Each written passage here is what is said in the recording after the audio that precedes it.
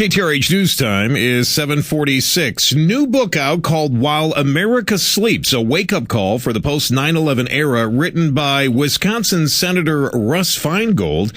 And he joins us this morning. Senator, politically, we're on different sides of the aisle, but I am very pleased that you're joining us here this morning. Well, thank you. Yeah, John McCain, as I say in the book, says that I'm consistently wrong. But it is a pleasure to have you with us. We're talking about the book While America Sleeps, written by you, sir. A wake-up call for the post-9/11 era. You do not believe that we recall the days just after 9/11, that we've forgotten and we've gotten complacent? Is that right? I think we remember 9/11, but I think we forgot the lesson of 9/11, which is that happened because we weren't paying attention to the rest of the world. We're now focused on all our fights here domestically, and, part of it's understandable because of the economic problems we've had, but some of it's kind of cynical. There's very little talk in those Republican discussions at all about the rest of the world, unless they're trying to hammer away at President Obama on Iran. What happened with al-Qaeda? What about all the successes that the president has had with regard to going after al-Qaeda? And what about places in the world like Northern Africa and Somalia and Yemen and those places where al-Qaeda, in my view, is still very active? Not to mention all the other challenges in the world, from the influence of China and Iran and places like Africa. I don't think we really have followed through on connecting with the rest of the world, and we've kind of lulled ourselves back into sort of a sleep and thinking that, well, we're just going to be fine here and the rest of the world is just going to be okay. That's not the reality anymore, and we have to wake up to that. So, Senator Feingold, I think one of the key issues for many folks right now is Iran. What is going to happen with the Strait of Hormuz? What is going to happen with the oil situation there? We seem to be reaching some sort of crisis point there, and the candidates, as you're mentioning right now, aren't really mentioning this in much of their discussion. Well, they mentioned Iran more than anything else. Let me answer it in two ways. First, let me just say that Iran's not the only issue. And we have this tendency to only be able to talk about one country at a time. We talk about Afghanistan, and we talk about Iraq, and we talk about Libya. There's a whole world of issues and problems out there. Al-Qaeda is an international organization. China has influence around the world. So the first thing to say is we can't just think about one country at a time. We have to learn to walk and chew gum at the same time. If you can think of a better analogy, so be it. But Iran is terribly serious.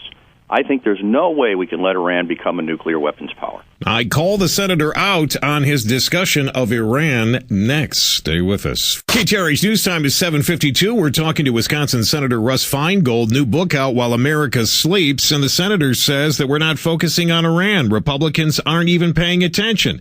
Senator, the president had his shot in Iran. He failed to act when protesters were being killed in the streets. We don't agree on everything. I actually think that President Obama showed an intelligent, measured response. The worst thing you can do in Iran is try to make it seem that the United States has decided to take over that country and that we adopt what's going on the streets, which, of course, I supported.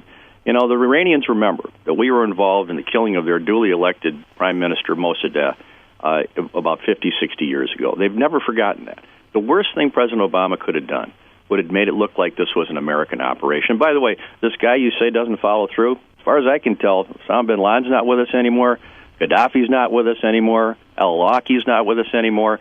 That's quite a lineup of following through by the President of the United States. He's been a very strong president with regard to al-Qaeda, and I think that he is, frankly, ideal in terms of connecting with the rest of the world. He's our best diplomat, our best ambassador. Senator Feingold, one of the things I've got to ask you is partisan politics and what role that plays. It just seems like we are so divided now. While you were serving as senator, there's no doubt there was plenty of partisan politics going on. You found a way to bridge that in an unusual way on many fronts. But can anyone bridge that anymore, or are we getting to a point where the divide is just too great? Well, as I point out in my book, there was a terrible shift, a book called While America Sleeps. There was a terrible shift a couple of years ago away from talking even about foreign policy issues because of the partisanship. The Tea Party people, everybody knows, decided not to talk about the social issues, the so-called guns, God, and gays.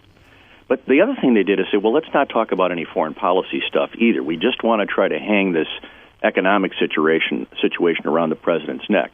I'm sorry, Senator, did you say that the Tea Party did not want to talk about gods, guns, and gays? Right.